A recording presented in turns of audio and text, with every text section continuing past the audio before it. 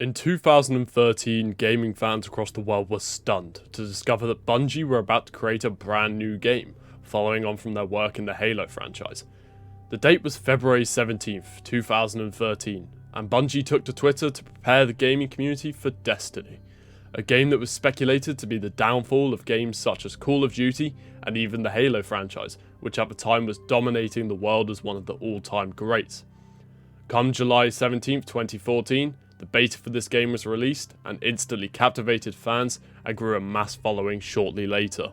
Destiny 1 was officially released on the 9th of September 2014, and many people such as myself were all prepared for this Goliath game to be released.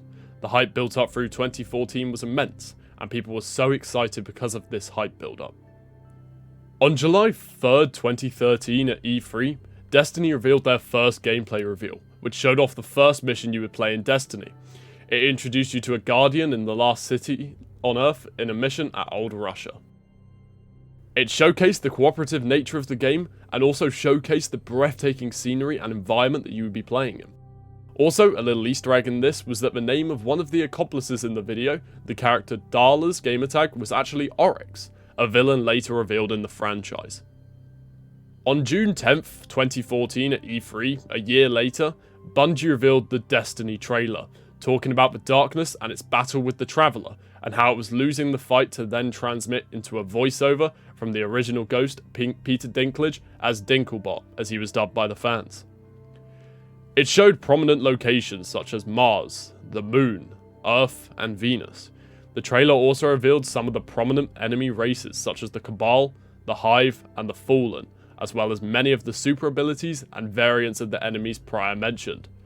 Finally, we were introduced to the Stranger, but we'll get onto that later. In July of 2014, as previously mentioned, the beta went live, and it was just what fans were expecting. You got to take part in a vanguard strike known as the Devil's Lair, and this would go down as one of the infamous strikes and one of the most memorable within the entirety of the franchise due to this. Also, in the beta, you had access to Crucible and 5 missions on Earth, and then a mission on the Moon at the end of the beta. 5 days before the game's release, the PlayStation accounts released another trailer titled Become Legend, which was a live-action trailer which showed off the key locations again, but this time with rock music in the background to showcase just how epic fighting as a Guardian in this game would be. Then, on September 9th, 2014, Destiny was released. So, it is September 9th, 2014, and a game that had been building hype for over a year now was finally released, and players could not wait to get their hands on it.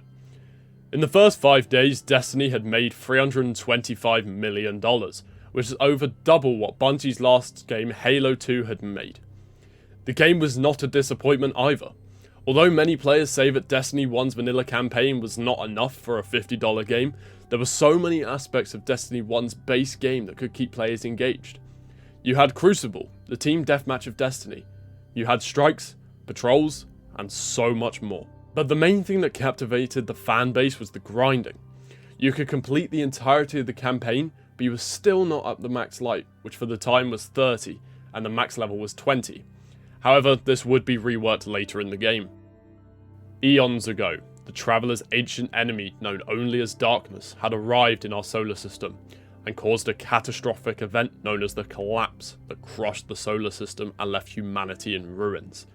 However, the Traveler fought back, and with its last dying breath released the Ghosts, who were infused with the Traveler's light.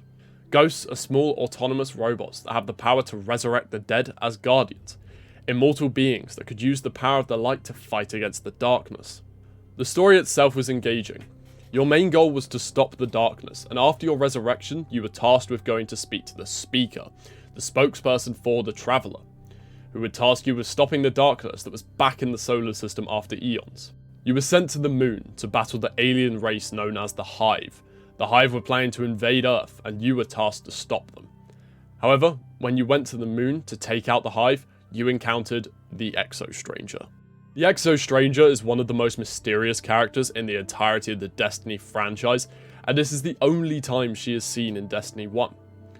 She encouraged you to travel to Venus to speak with her. When you arrive on Venus, you are attacked by the Vex, an artificial life form which is given life off of darkness. After you take out some of the Vex, you speak with the Stranger, who tells you of a place of pure darkness known as the Black Garden. The Black Garden is where the Vex were born. The Stranger tells you that you need to destroy the Black Heart, an immense blob of darkness. But to do this, you had to find out where the Black Garden was. The location of the Black Garden is known only to the Awoken. The Awoken are a human-like race, which live in the Reef, a hideaway in the asteroid belt. Here, you meet Mara Sov, the Queen of the Awoken, and her brother Aldrin Sov. They say that in order for them to reveal the location of the Black Garden, you must prove your skills by bringing back a Gate Lord head. Your Guardian does this with ease, and the Awoken reveal where the Black Garden is. You then have to travel to the Black Garden to defeat the Black Heart and defeat the darkness once and for all. Or so it seems. After this, you return to the tower to celebrate your defeat of the darkness. However, the Stranger leaves you with a morbid epilogue that the real fight takes place outside of the tower, and she gives you her rifle. She ends by saying, "There is so much more, Guardian. I have seen terrible things born out of the darkness. Every moment brings them closer. All ends are beginnings. Our fight is far from over."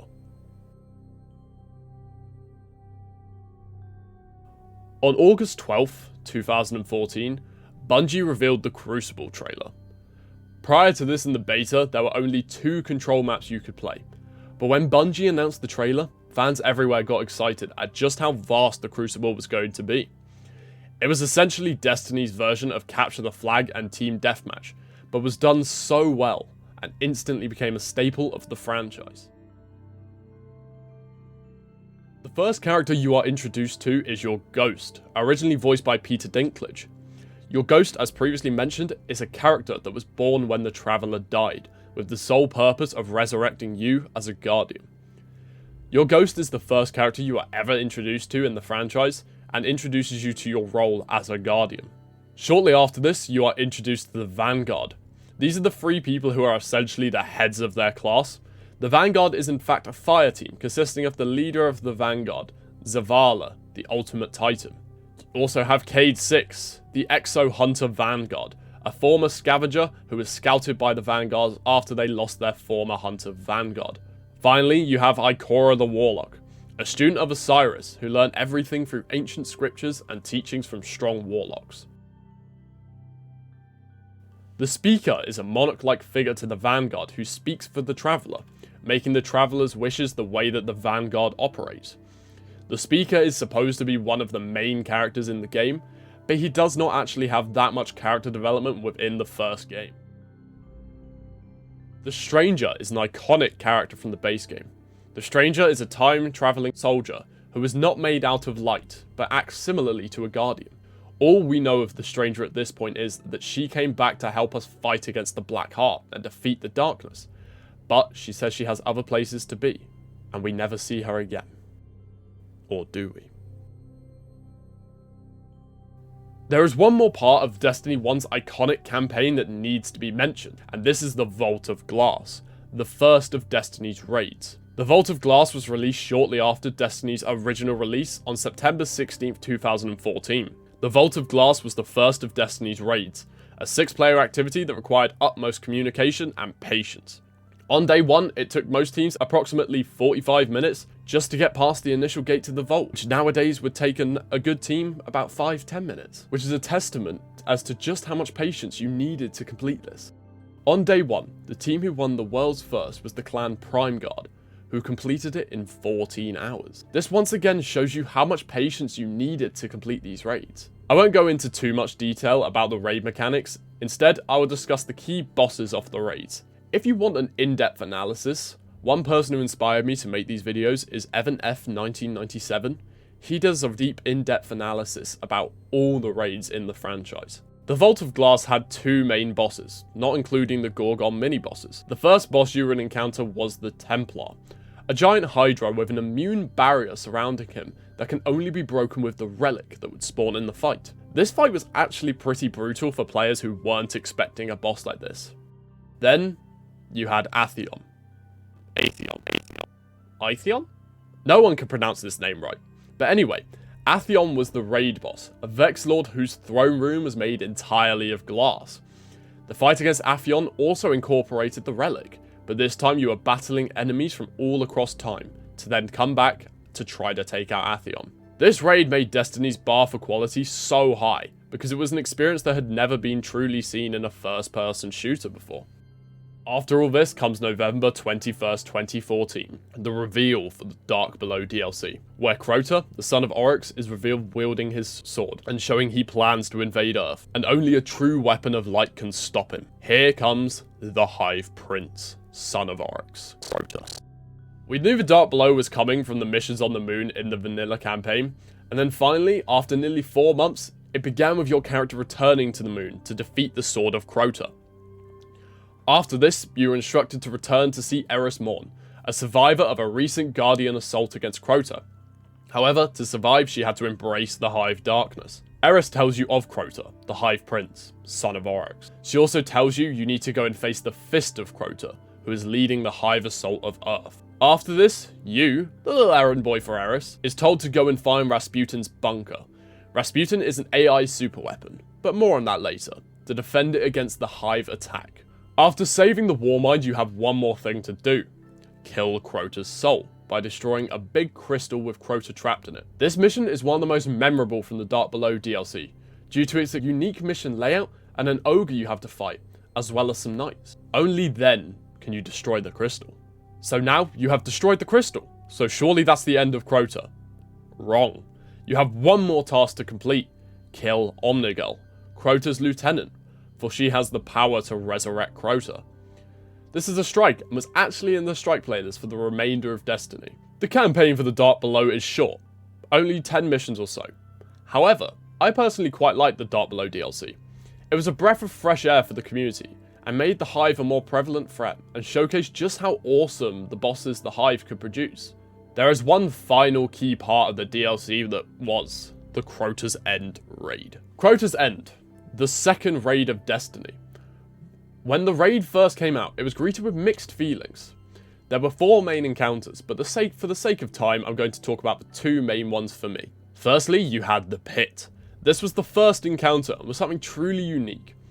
In this encounter, you had to find your way through the darkness to find the gateway to the bridge encounter. Seems pretty easy, right? Wrong. You had a debuff called Weight of Darkness, which could only be debuffed by the lanterns. But even then, the lanterns only had a set time you could stand at them until they exploded. All this means that you had to be fast, but you also had to have amazing teamwork and communication, so your entire team could survive the encounter. Then, you had Crota. Crota was such a fun raid boss, where you needed not 1, but 2 buffs, which could be picked up throughout the encounter. And even then, there was only one way to damage Crota. Deal a massive amount of damage to stun Crota, and then one Guardian would bash him with his sword. This encounter meant weapons such as Galahorn were very necessary to down Crota, and quickly made them staples of the franchise. Now, I previously mentioned the raid had mixed feelings. This is the shortest raid in Destiny, and many people within the community still say that it was a glorified strike, and I can see why. It was such a short raid, and after being so hyped up and yet only having a singular boss, it was a bit disheartening. There were not only 1, but 2 DLCs for this year of Destiny. The House of Wolves was officially announced on April 13th, 2013, and was the final mid-year DLC for Destiny. The House of Wolves was officially announced on April 13th, 2015, but had been being leaked since the release of Dark Below, due to having to purchase 2 DLCs in the bundle, so people were definitely excited to finally fight the Fallen. The House of Wolves, if I'm being entirely honest, is the most forgettable DLC in my opinion. It did not include a raid, and the story was not entirely engaging. The House of Wolves only had 6 missions. Mission 1 began with you taking out a spider walker that belonged to the House of Wolves. After you destroy the walker, you are told to hunt the wolves to find Skolas, the main antagonist of the House of Wolves. However, after following the Kell of the House of Wolves, he flees. After this, he begins an assault against Earth, sending his assassins to the Earth to take out the House of Devils, another fallen house. Then, there are 3 missions where you are following Skolas, which is basically the story. Follow Skolas. It's been a bit of an anticlimax after months of speculation. Then, it ends with the final fight against Skolas, the Kell of Wolves, and you must aid the Awoken Queen, Mara Sov, in capturing him. The story is quite short, but one thing it does well is show us the fragile nature of the warring houses in the Fallen species, particularly between the House of Devils and the House of Wolves. Prison of Elders was introduced in House of Wolves. In this DLC, you are required to visit the Reef Prison, known as the Prison of Elders, or PoE. It's a free player activity and focuses on taking out the different prisoners in the Prison of Elders. This activity was very replayable due to the loot that you could get, and that there were different regions that changed for different times you entered the prison. There was one more thing introduced in House of Wolves that changed Destiny forever. Announced on April 30th, 2015, the Trials of Osiris was intended to be the pinnacle of competitive gameplay within the game's Crucible mode. Trials of Osiris pinned 3 on 3, and matchmaking was off, so you had to play with 2 people that were either your friends or found on an LFG site. Trials of Osiris required you to visit Brother Vance, a disciple of Osiris found in the Reef, from whom you could purchase a Trials card. To get the best rewards from Trials of Osiris, you had to win 9 games flawlessly, which means 9 games without a loss. However, you could also go 9 games and have 2 losses to get through. After completing your Trials Pass, you were sent to the Lighthouse, where you would be able to open a chest and get weapons that were exclusive to Trials of Osiris. Trials of Osiris remained an in-game staple for the rest of Destiny 1, and was eventually reintroduced in Destiny 2. Year 1 is where I began playing Destiny, shortly after the Dark Below release, and it took me a week or so to finish the base campaign, and I was captivated by the characters and the grind that the game had to reach higher levels. I never played Trials, but I completed both of the raids in this year, which was definitely my favourite moment of this year. The criticism I would have would be a major lack of content in nowadays standards, but for back then it was more than enough because Destiny was still very new, and the content was very replayable. I must have done VOG about 3 times a month, and Crota even more because of how quick it became. Crota is also the only raid I ever managed to solo, which was an achievement for me in comparison to other years. Out of 10, I would probably give the base year 1 game a 6, due to the fact that it was new and exciting, but definitely lacked content by today's standards. Thank you guys for watching this video of Destiny 7 years on. I really hope you enjoyed it. If you did enjoy it, please do consider subscribing. Me and a couple of other people have put so much time and effort into it, and their links will be in the description as well. Also, come and check me out on Twitch at twitch.tv/SailorsBounty. And if you enjoy this, hopefully you'll enjoy that too. Have a good day, guys.